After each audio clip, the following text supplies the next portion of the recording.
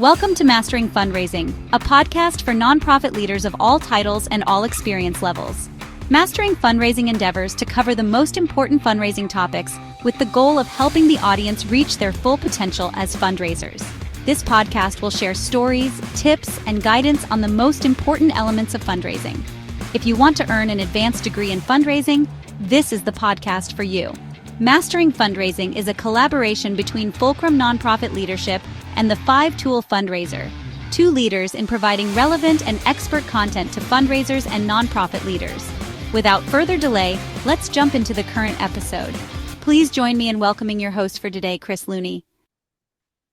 Welcome to Mastering Fundraising, a show for nonprofit leaders of all titles and all experience levels. My name is Claudia Looney, and I have the good fortune to be your host for this deep dive into fundraising. Our show really endeavors to cover the most important topics with the goal of helping the audience reach their full potential as fundraising professionals. Let's remember, if you're a staff in a nonprofit, you are a fundraiser, even if you don't have development or advancement in your title. This is especially true of chief executives of nonprofits. Today, we're pleased to welcome Claudia Looney, one of the most respected and successful fundraisers of all time. The topic of our conversation today is about working with board members and inspiring board members to be fundraisers. So welcome to the show, Claudia, or should I say Mom? Welcome to Hey, thanks for the nice introduction. Thank you. You're welcome. Yeah. We're Great looking to be here. to learning from you and taking advantage of all that you've learned in a career that spans 6 decades. Pretty darn impressive. Currently, you own and manage a fundraising consulting firm, but I know you haven't always been a consultant. Why don't you tell us a little bit about your leadership journey in the nonprofit space? Great. Well, I've had this wonderful career, and it really started off right for me because I was in small organizations, the YWCA and Campfire, where I got to do everything. I learned all the ropes of hands-on and having the opportunity to recruit leaders and work with boards, do the current support campaign, do all those things, including you're emptying your wastebasket at the end of the night, because Right. when you're a small operation, you do everything. And it was a great learning experience. And then following that, I had really wonderful opportunities in healthcare, particularly. I really found that I enjoyed leading an organization and had that opportunity early on with 3 campaigns at a community hospital, and then went into the higher education in the arts and had the opportunity to go to the California Institute of the Arts, and going from healthcare to from having the youth work and then the healthcare, and then going on to a university in arts was quite a fun experience and an entirely Bet. different of volunteers, and boards were very different in all these places, which was a great learning experience as well. And then I had an opportunity to go to Chicago to be the president of Northwestern Memorial Foundation, had another big campaign, great board leadership in Chicago, and tapped off my full-time employment career at Children's Hospital Los Angeles, doing a campaign that exceeded $1 billion, which was quite fun and exciting with a great group of people.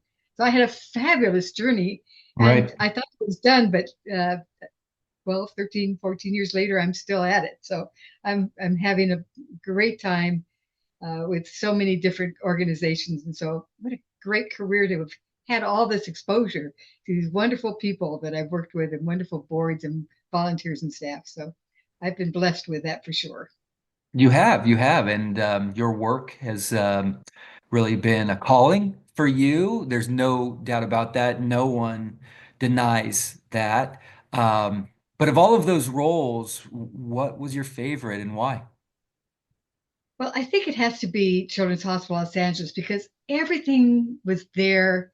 One could say, if you can't raise money for sick children, you can't raise money for anybody. And that absolutely, that case for support, that's what inspired me. Was I knew that no child should be sick or injured, and every day I woke up and feeling like that mission was empowering me. So it was special because of the mission. I had the privilege of Yeah. working with extraordinary leaders, the internal staff, the fundraising staff, the board of directors who were wonderful leaders. So we Right, had right. great Ks, great leaders. We had donors who had wealth and willing to step up. We had all the functionality I needed to be successful from all the team was there, the people were there in the fundraising team, and all the resources we needed to do it. And we implemented an image campaign at the same time as we're implementing the fundraising campaign. So everything came together: the case, the leadership, the donors, the functionality, and the marketing and communications. And so it was that perfect quintessential moment. And I was so Hmm. grateful. That was my last full-time employment, was to have everything that was supposed to be right, and there was there. Yeah, yeah. That's interesting that you say everything was there. Obviously, when you're talking about functionality, you were probably referring to certain systems that you had built or that you had access to, whether it's research or even just sort of the prospect management system, which It I was all remember. had to be built out. I have to say that we had to build it all out. But the nucleus was there.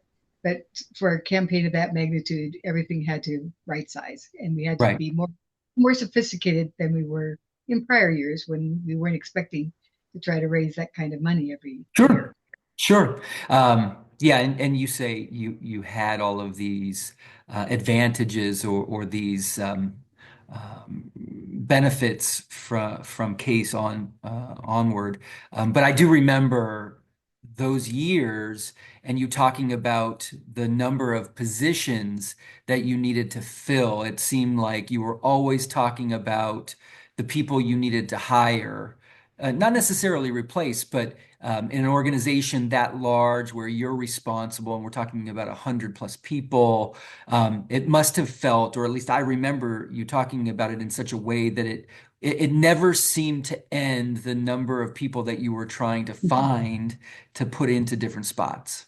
I think that's still today. We always are looking for really great people and really great fundraisers. And I was only as good as the people that were around me. Yeah. It was a wonderful team, and I paid a lot of attention to make sure we had the right people on the bus.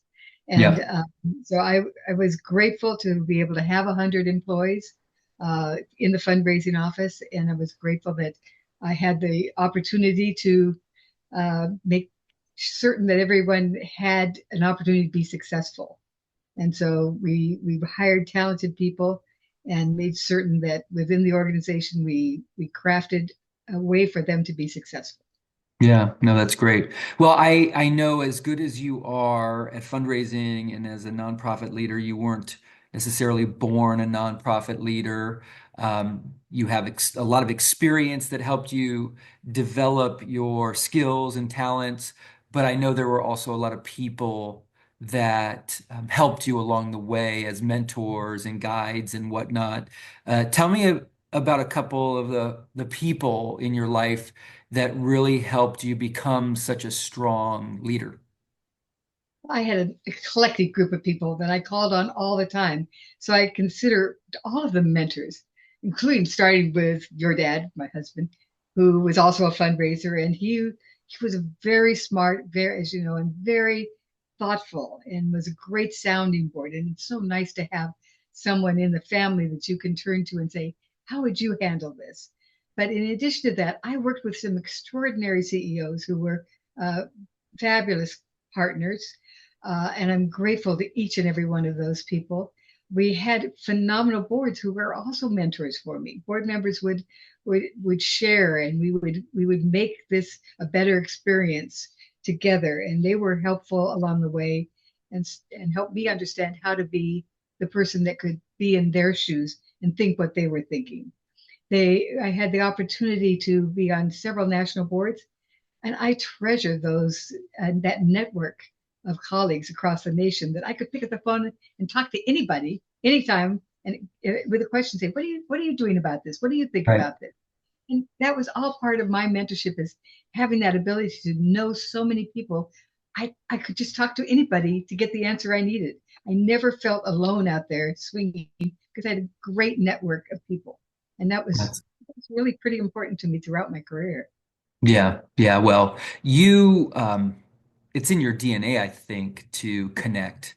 And it's probably the case with many fundraisers that they're more able to develop relationships well and quickly.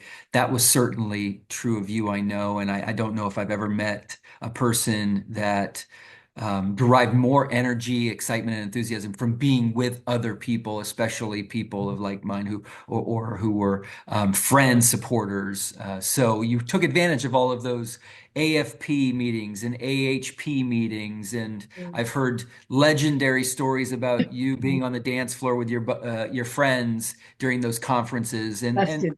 so well, yeah, but I think it just points to the fact that you had an extraordinary network. You built one for yourself. You built this kitchen cabinet. You built this team of advisors, and that's so awesome, and such an encouragement to others to not be alone in this, not be in a silo, not feel like you're without resources and people to help. You've done a lot. You've had a lot of leadership positions. You've worked for many different, very significant organizations. In all of them, especially over the last 30 years or more, you were leading teams and you sort of had to have certain beliefs, certain philosophies that you followed. Tell us a little bit about any or all of the leadership philosophies that you adopted or that carried you in the work that you did. Well, early on, I realized I needed to have the right people around me that were thinking along the same lines of what was important in my leadership, and I wanted to see it in them. So I developed this 7 F's that I would talk with people about what was important and how I led. And so I'll give you them quickly. Focus was the first one because we needed people to set priorities. And I know that we have to stay focused on the mission and the goal of what we're doing. Second one was flexible. I knew things were going to change. So we needed people that were willing to change as the world changed, as the situation changed. If you were too stuck in this situation, that wasn't going to work. We needed people that were fast because everything was going fast. People were Right. expecting us to return emails and texts in a heartbeat. And so we had to have fast workers. We needed to have people who had great networks, who were friendly, who really understood what it meant that the network of people that you know, whether they're board members or staff or whatever, were going to make you stronger. So I wanted people who knew how to network. I wanted people who were technically great at fundraising, of course. That was right up at, they had to raise money, of course.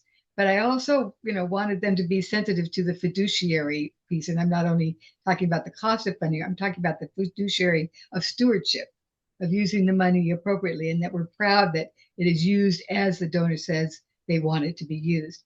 And of course, the last 7 of the F's is fun because if you're not enjoying this, you're not going to be a good value partner because we want everybody to feel inspired and enjoy this place where we're spending most of our waking hours. So that was also an important part of my leadership style, were those 7 areas.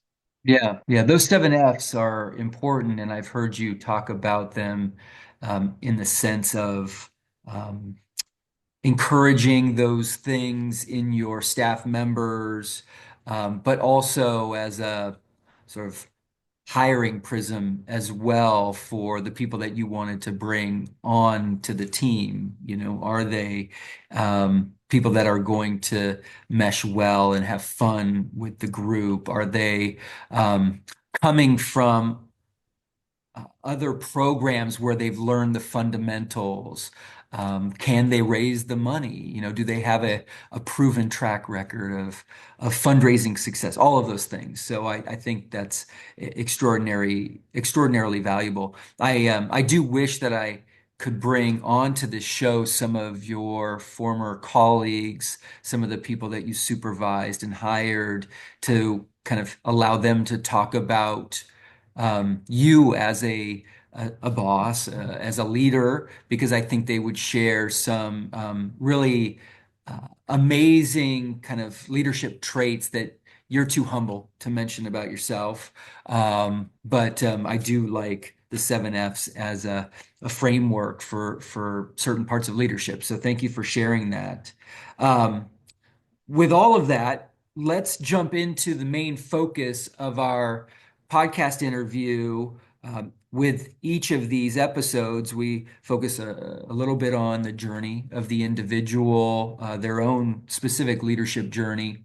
And then we really try to dive into a topic or some areas that are incredibly important to fundraisers, or should be important to fundraisers, especially those that have goals and aspirations of achieving their full potential. And one of the areas that is so tremendously important for fundraisers, especially that are becoming more senior in their career, is working with board members.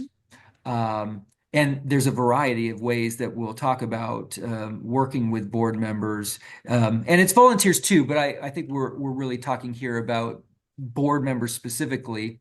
And there's the idea that fundraisers actually are many times responsible for identifying board members, recruiting board members, onboarding board members, staffing board members, keeping them accountable, keeping them motivated, doing all of these things that probably aren't in the job description of that particular fundraiser.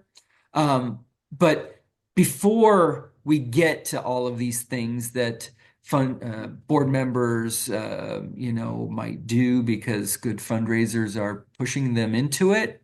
Let's step back a little bit, and maybe you can help us understand, why should board members want or need to be fundraisers themselves? I would hope that every board member is a board member because they really deeply care about the mission of the organization. They have to be empowered by what the outcomes, what we're trying to accomplish with this incredibly important nonprofit organization. So I would come to the board with the expectation that if they cared that deeply about the mission, they would want to be involved in fundraising. Because as you know, on the flip side, you would say no money, no mission. So you talk to the board members about if we want to expand our goals, if you want to expand our mission with us, you want to be part of our growth and being better and better and being and making certain that we don't lose track of our grounding about who we are and why we're here. We need you to tell that story. We need you to support the fundraising. You need to partner with us and be a true partner in uh, giving us advice and quality about the quality of the program. But we also need you to be out there helping us to raise the money because you care. You Yeah, care. That's why you're on this board. yeah, That's why. yeah. So, first and foremost, they should want or need to be fundraisers because they care deeply about the mission. I love that answer. And I've heard where your heart is, so too will be your treasure. So there is a deep connection, right, to that. Well, what to you are some of the ways board members can be a fundraiser or can support fundraising? What and I say that because to me, in all of the work that I've done with board members, it's so easy for board members to assume that the only way to be a fundraiser is to ask their friends or ask someone for a gift. And it ignores the fact that there's so many interesting elements of fundraising that aren't specific to the ask, but are connected to the ask. So, what to you, how do you think about the ways board members can be helpful? I'm glad you started with that because everyone seems to think that's a non-starter. Oh, our board won't ask. That's not, that is not a non-starter by any strength. There's only going to be a few that are really ready to go out and enthusiastically encourage people to join them and that they're going to be the able to negotiate the deals and those are very rare people. There's Right, usually one or two maybe on a board, we hope, but that's not always the case. If they came because they love the mission, they didn't come because they were schooled in how to ask for a gift. But right. they are people that really care. They want to steward the gift. They want to share their feelings. They want to. They'll be willing to call people and thank them for their gifts. So they're the people that can care about the people who are donors and reach out to them and provide that stewardship. But then there's also people that just love your organization and they're great spokespersons. They're the champions. They're the experts that want to tell everybody everything they know about the detail of the organization, about the impact. So if you're one of those people that just can't, help but talk about the place every time you go somewhere, that's great. That's a great gift for fundraising. And that's a great fundraising tool. So I love those champions of an organization. Champions. I was going to say advocates or ambassadors. Yeah, Yeah, yeah. And then, another one that I resonate with, as you said earlier, is those who are networkers. They've got Rolodexes, they got people they know, they can ID, they can host parties, they'll invite people on tours, they'll talk about the mission and identify potential board members. And they have unique talents in it, but they'll help you identify others who have unique talents and unique personal values and attributes that they can bring to the table. So I like using whatever those talents are. And if somebody will open as a networker or as a connector, will connect me with other people, and they'll just by my side and say, "This is a great place. I want you to hear about it." I'm off and running. yeah. So I love to have I love to have those connections. I love to have those people who care and are passionate about the stewarding the gifts and thanking people and telling how great this place is. And I love the people that are champions. So you'll find somebody on your board can do one of those things. Right. Somebody Right. else. All those pieces are so incredibly important to the cultivation and securing the gifts. So Yeah. That's great. Yeah, it's great because you mentioned a variety of aspects of fundraising there. The sort of stewardship piece or expressing gratitude and thanks for the gift. You talked about the introductions, the networking that helps identify prospective donors, the connector that brings people to the organization, whether it's through a special event or a tour, but someone that can extend those invitations, right? And those are all incredibly vital elements of the fundraising journey, the fundraising process, the cycle of fundraising from, identification, cultivation, the ask, stewardship, and all of the other steps in between. Helpful. So helpful. It's interesting too because, and I didn't want the podcast to not offer the perspective too that when you're talking about fundraising and you're talking about board members, most of them start with their own personal giving. So they're fundraisers because they've made the decision to give themselves. And immediately when you make a gift, you're a fundraiser because you've gotten yourself to support the organization. So that's one piece. But the other is I find a lot of great board members not only help recruit other great board members because birds of a feather flock together and it's amazing how many good board members create or find new great board members. But also, I love the idea of a board member helping to find a replacement for themselves. If we Yeah. think of board members not being on boards forever and being term limited, and allowing a new generation of fresh perspective and leadership to come forward, well, board members can have a hand in bringing sort of that new blood into the organization. So, knowing all the different ways that board members can support the fundraising process. I know you've talked a lot about how board members are more engaged if they're more sort of connected to things that are personally important to them or utilize some of their existing strengths. So, how do you, as a fundraiser, kind of work to identify those particular strengths of a board member and put to use those values and strengths? Right, right, exactly. Well, you have to ask a lot of questions. And I love that you started off with most board builders have made a gift in the past. So you can start by saying, what was it that worked well for you when you made their gift to us? And how did we steward correctly? Did we thank you in the right way? Did we ask for the next gift in the right way? We start engaging them and asking their thoughts and ideas. So one of the way you motivate them is give them a chance to talk and add value to Okay. what they're thinking. Why you meet some of the times when you bring new board members on, you say, well, we can't ask them to do anything because they're new. Well, that's when they're most enthusiastic. They want to get involved. That's why they joined the board. And then you put them aside and say, well, you have to see what we're all doing. So I recommend getting in front of them right away, talking with them about what they would like to do and talk to them about the many ways they could help. But one of the most important things we do is we make them feel comfortable when they're helping us raise money. So Okay. that means a lot of preparation. How, if they're bringing a friend in, what are there any sensitivities? Are there things that you want to be sure that we talk about? What do you know about them? You ask a lot of questions, and then you give them a briefing memo that they have, so they know that they're going to be meeting the famous program person or the famous doctor or the academician, and you're going to be talking to you know what they're going to see and do.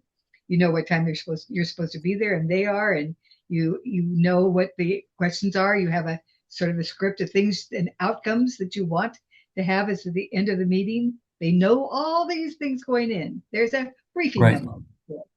And so my point is you staff them well so they feel comfortable in their roles. Because if you don't tell them what their role is, they don't know. This isn't their job.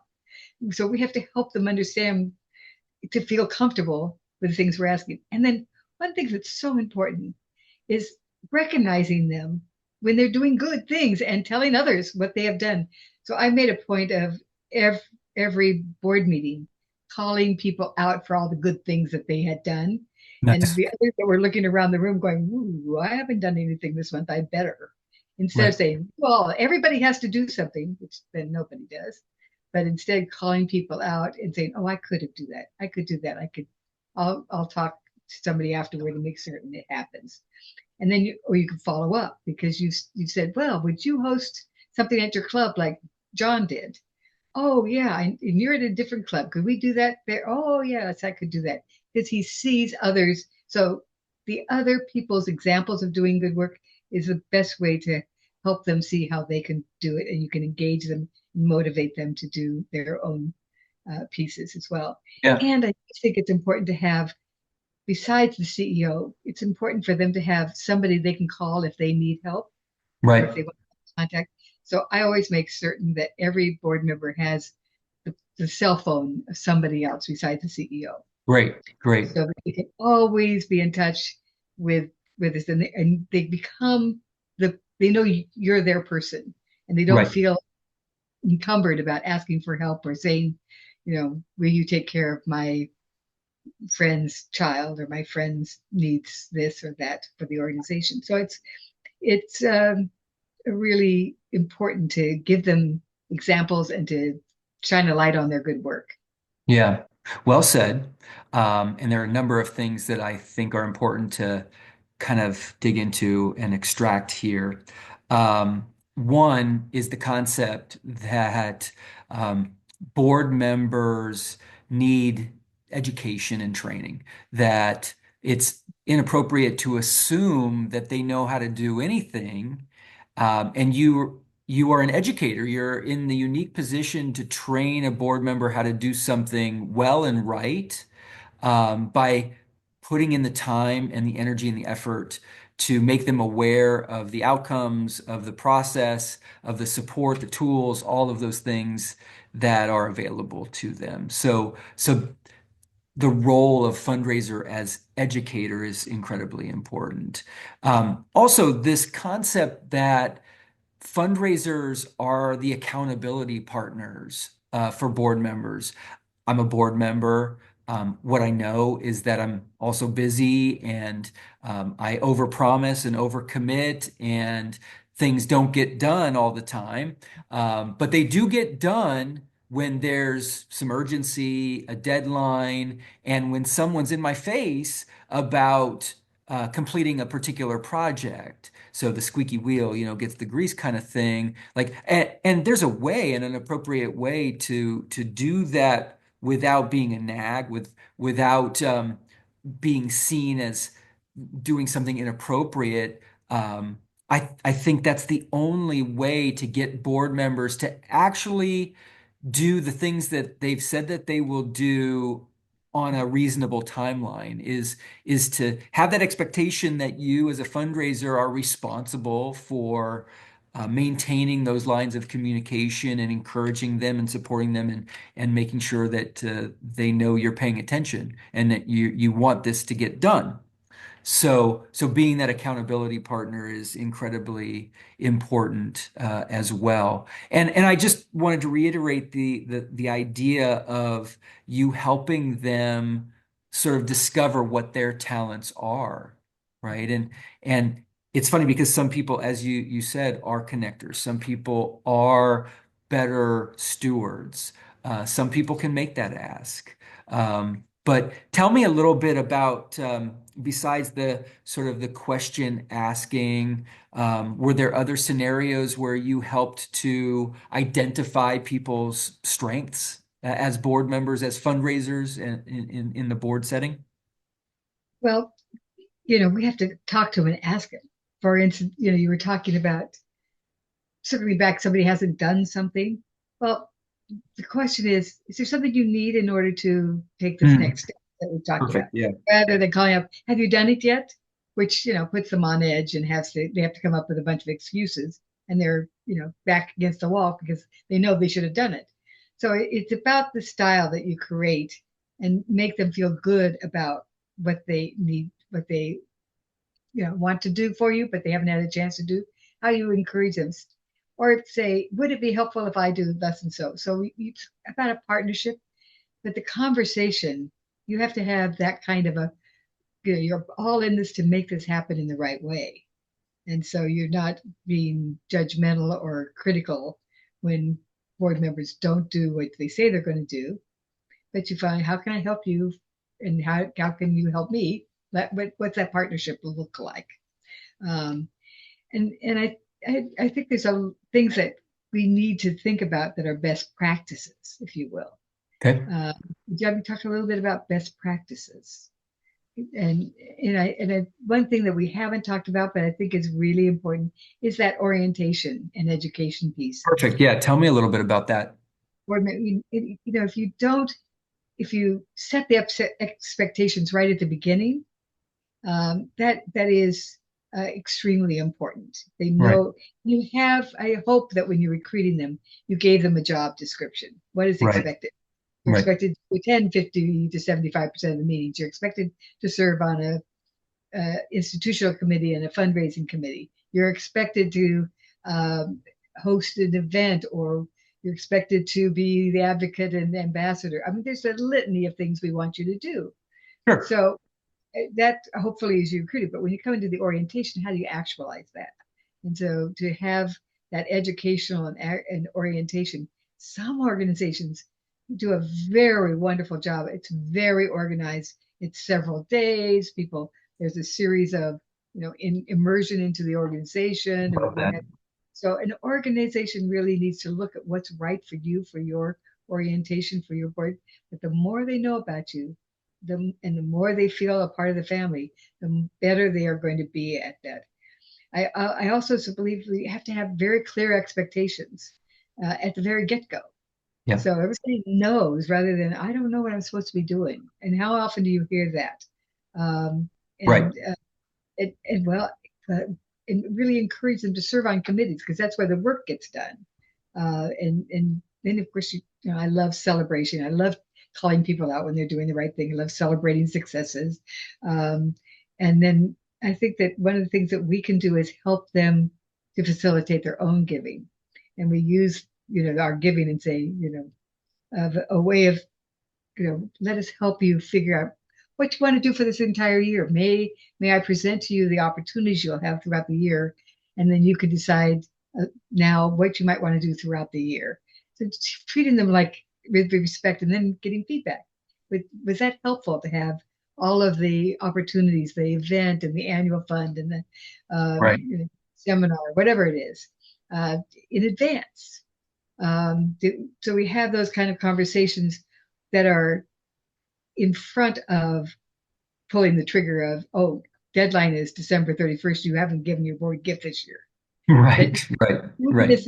you're treating them respectfully. Um, and, we've talked about connectings, we've talked about celebrations, we've talked about, but we really want them to give us feedback because we learn how to be better when our board members talk. We ask them questions. Well, yeah, and some might ask for that feedback, and they're not even as fundraisers really sort of interested in the feedback. And I say that with all due respect because sometimes the question is just a method of developing good communication patterns, Right. which I find severely lacking. I mean, how many times do you hear from board members who gripe a little bit because they didn't know that an event was happening or they weren't aware of something in the organization? And largely it's because, yeah, likely they didn't look at their email and didn't read the newsletter. But guess what? That's not the way a lot of people gain their knowledge. Yeah.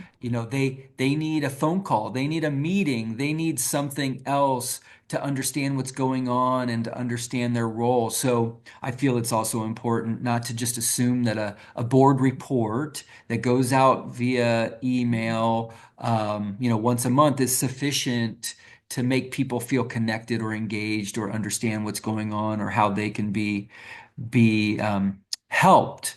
I loved in that spirit of communication. I love a couple of things that you were talking about. One is this idea of modeling good behavior and really celebrating the great things that board members have chosen to do, so that others can kind of catch on and get the idea like, oh, maybe I should be doing some of those things myself. I just find that that modeling is super important and super necessary.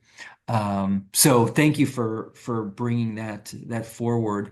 I do have a question, and I think I know the answer because you have so many great stories connected to it. But do you have the sense that people can change over time, that people can become great fundraisers as resistant as they might be in the beginning? Yeah, I do. And I've, there's the board meetings themselves need to be spectacular because they need to have 4 or 5 things. They need to learn something. They have to have discussed something at the meeting. If they aren't discussing why they're coming to the meeting, they can read. Right. They have to decide on something and they have to have fun. But they also have to have that excitement of meeting people and being with each other and having board retreats and times for social time.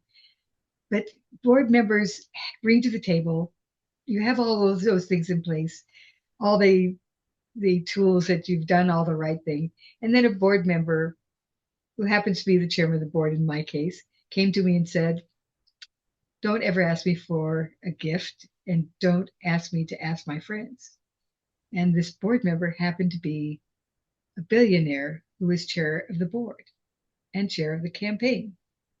Now, in fairness to the board member, she and her husband gave $1 million every year. And of course, they have more than $1 billion, but $1 billion every year. I was thrilled. So she was saying, don't do this. Well, we found ways to invite her to comfortably ask her friends to come in on tours. And she went around the tours. And after a couple of tours, she would pop up and tell some of the stories she had heard to the person that was on the tour. And pretty Right. soon she was like, well, I haven't taken a tour this month. I'm going to get 3 people signed up because I told them I would do this. And pretty soon she was talking to everybody at every event. And she was talking about Children's Hospital at somebody else's event because she was so excited about what she was doing and what was going on and what she had learned. So we gingerly kept engaging her and she kept getting more and more excited. And she kept giving $1 million every year. And we're coming up to 11 years and she's given $11 million. every year, like clockwork. And we were $974 million toward our $1 billion campaign. And we were having lunch. And she was telling me, she's Claudia, I don't have any friends left. Nobody wants to talk to me anymore because all I do, I'm so boring. All I do is talk about Children's Hospital. All I want to do is invite them to come on a tour, which they've seen already. But I keep telling them there are new things happening. You have to come back. Right. So she's telling me how excited she, reinforcing how much this has meant to her to be engaged. And she says, she says, I've been kind of ill this last year. In fact, I almost lost my life, as you know, and my husband's quite ill. But I talk to him all the time. And I've been telling him that I think that we should make a gift and we should be over the $1 billion mark because we put too much into this not to be over the $1 billion mark. And that's what we need. That's what the institution needs in order to build the new hospital building. And I think my husband, John, and I should give $50 million and name the new hospital building, which she did. So after 11 years of careful cultivation and encouragement and engagement, she was ready to step up and make a significant gift so that she and her husband would have a permanent recognition, as long as that building was there, of their commitment to the institution. And she felt wonderful about giving that gift, and everyone else did too. And everyone was so happy that theirs was the name that was there because she had given of herself for 11 years. That was a long time not to ask for a gift. But I honor the donor's wish. Yeah. Well, I mean, it's interesting because it's true. You didn't specifically or technically ask for the gift. But a few things that I know would be on all of those tours, you're talking about how the naming gift for the new tower had not been secured. And she's hearing this for 11 years, not with guilt, a sense of guilt, but just a sense of fact, right? And some of those people that she brought on those tours would have the capacity to make those gifts or a gift of that size. And you were pushing through so many barriers and boundaries that she had set early on. The idea, well, I'm not going to ask a friend. I'm not going to mess with any of my relationships. I'm not going to do this. I'm not going to do that. She did them all over those 11 years, continued to make those extraordinary gifts on an annual basis, and then made that lifetime gift. But also, I know too that she was quite fond of calling you um, all the time, and you were available to her, right? So the work was constant, and would not have happened, that gift, had you not invested as a professional fundraiser so deeply in that relationship, right? And I think that that's probably true of many of those board members, right? You invested personally in the relationship with them. And it was a professional friendship, but you developed that relationship and you got them to do, I imagine, things that they never thought they would ever do over the number of years. Like the secret sauce is the relationship. It is having the right kind of relationship with your board members and making them, giving them an opportunity to embrace the mission and to be energized about the possibilities and be wanting to be part of making this a better world. And they really loved the fact that they had a relationship and they felt good that they were giving to not me, but to the people who were delivering the programs, the people that were going to make it possible for the outcomes that we were trying to have. And they took great joy that our outcomes were so good because it was about that relationship. Never would have happened without the relationships going forward. That's a real joy. And I think that was one of the things that made the board so strong was that they were part of the family. Hmm. Every member that I worked with that felt that they were part of making the institution. They were a family member. They had skin in the game, and they wanted to be part of it. That was um, the secret sauce. Yeah, yeah, that's great. Um, and I think building that culture for the board is incredibly important. Doesn't happen without a lot of work and effort. I'm sure there were board members that helped newer board members feel a part of that, and all of the steps that you took, which is really great, and so important. Yeah, that's phenomenal. So, in hindsight, like, is there anything that you would have maybe done differently over the course of time? What would you tell younger profession development professionals about approaching this work with board members that you wish you knew maybe um, many decades ago? I think listening and asking questions and being able to be a better storyteller from the get-go. Okay, interesting. Um, and to tell, I got in the early stages, I focused so much on the tactical side.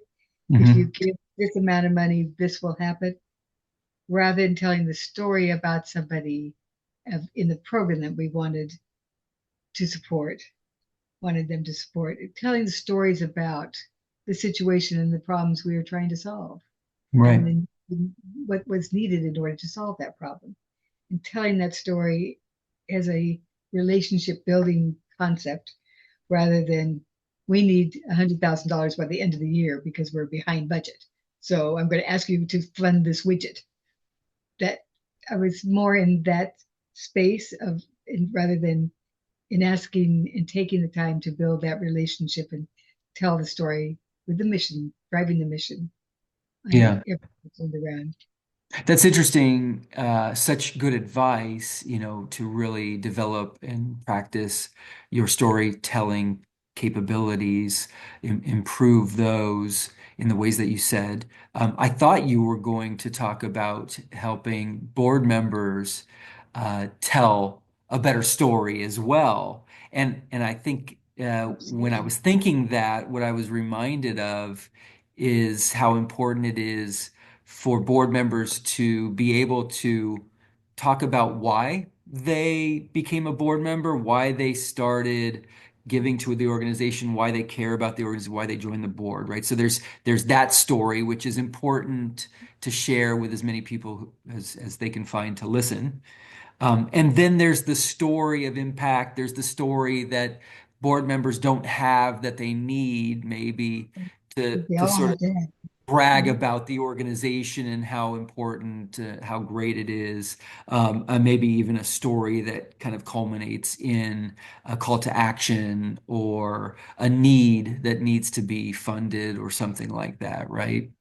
Well, I'm glad you brought that up because it reminded me that we did have an exercise that we always made certain every board member had a story or two to tell. That was part of the um, orientation, but we also followed up on it to make certain that they had a current story to tell and something that was compelling in the story that they could repeat with confidence, and it touched the hearts of people. Um, and it's just, if you can't tell your story, you're not going to get people excited and engaged. And board members need to hear the stories just as often as every other board, as every donor hears a story. Right. And it has to be an honest and heartfelt story and show the sense of urgency that the organization, why the organization is important and need and deserves support. Yeah, that's great. I wanted to circle back real quickly as we get close to wrapping up about this idea of making sure that every board member has someone to call on, someone that they know they can call if they have a question or if they need something. And I do believe that far too few organizations have this sort of mechanism in place. Yes, maybe all the board members could call the CEO if they wanted to. I mean, no CEO is going to probably say, don't ever call me or don't call me if it's this or that. Most CEOs will welcome the call, but does a CEO need to field every board member call? No. And is that helpful for creating some resilience in the organization, especially as people come in and out from an organization? No. So, how did you approach the sort of assignment of responsibilities among your staff members in the foundation to make sure there was adequate connection with board members, um, and to make sure there was adequate accountability for the work that these board members had committed to doing?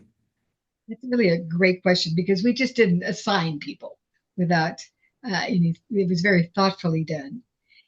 We had, and I'll use Children's Hospital as example because we had multiple committees throughout the $1 billion campaign. And so there were 20 volunteer committees involved. And so we had a board member was expected to serve on one fundraising committee as part of their commitment, as well as a hospital committee or institutional committee. And so that was an easy, because we had staff assigned to each of those particular designated pieces that we were trying to raise money for. Right. But the model works in the same way. So you ask a board member, because you're having conversations, what are the pieces that you're particularly interested in the when you look at our mission and our vision and the things we're trying to accomplish, what's most important to you? Let us help you work with you on those pieces so that you're inspired to help something that's really important to you within the scope of what we're doing, or is it general? And we would be making certain that it wasn't oh, we had a logic. We asked them as well what they wanted to accomplish. So we asked questions during the orientation and as we're getting to know them before and during the first few months, and saying how did they want to work with us. And then we would logically find the right person. And we'd ask them, would you like to have somebody in our office that you could call at any time when you have a question, that's if you don't want to bother the CEO? Now, one of the key things that we haven't talked about is anything that happens with the board members, we have a communication responsibility back to the CEO. So he is aware or she is aware that this has happened, because you don't want your CEO to say, oh, I didn't know you had a problem that you asked for help with. Nobody told me. You Right. do not Terrible. want Yeah. to That can not be let your CEO hang out in the wind. That's good. just Thank you. not a good plan. So please always, think about the unintended consequences of not doing something Yeah. or doing something. Yeah. That's And good advice. Good yeah, so advice. but be intentional about how you assign board members. And some of them, go to the senior people in the fundraising operation, and some don't. Now, there will be organizations who say nobody but the CEO can talk to the board members. Right. And we often see that situation, but we look for ways that, at events or what have you, that we can start developing the relationship. And at the right moment in time, we can find ways where we're going to be connecting with them personally. But we do need to keep the CEO involved. Yeah. It's not. Yeah. No, I definitely see the value of the CEO being connected, of course, just because of the responsibility that board members have to be fiduciaries of the organization, but also to evaluate the success of the CEO, hire, fire, et cetera, and evaluate the role. It's so important to have that connective tissue and to maintain that connectivity. But at the same time, as it relates to fundraising, can't always be that CEO. And here, we are talking about the board members' role in fundraising. And yeah, there's a few board members who are at such a high level that the engagement is probably only going to be with a CEO and a cadre of prospects that have extraordinary giving capacity. But The vast majority of board members are just trying to line up table sponsors, just trying to bring in a gift for that Da Vinci machine or whatever it might be. And it's helpful to have others in the fundraising realm who can That's, work so closely with yeah. them. It's how you start building the culture of philanthropy too, Right. uh, which is so important. But also, when the donor makes a gift, I make certain that the CEO knows. Now, I might not tell I'd probably tell the chairman of the board as well that a gift is coming. I may not say the specific amount unless I have permission to do so. But I would say, if you have a chance to thank him for making her or the family for making this gift, please do so because we Mhm. really appreciate it. So the board members appreciated the fact that the chairman knew that they were stepping up Right. and filling their responsibilities.